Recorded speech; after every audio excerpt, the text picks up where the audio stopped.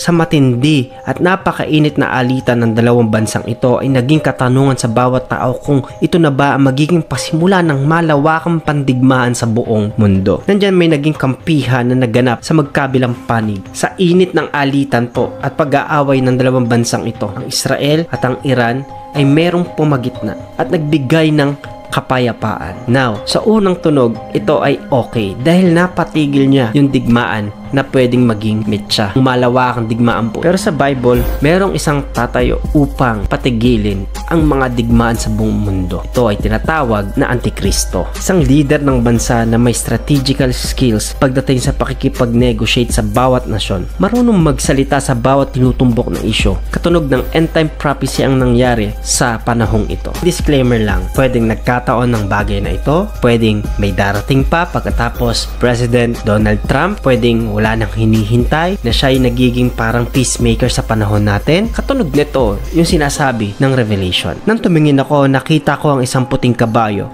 Ang nakasakay sa kabayo ay may hawak na pana, binigyan siya ng korona at umalis siya upang lumusob at magtagumpay sa pakikipagdigma. Ito ay simbolismo ng Antikristo na sa unang yugto po ng 7 years of tribulation, magpapakita siya at magbibigay siya ng kapayapaan pero panandalian lang.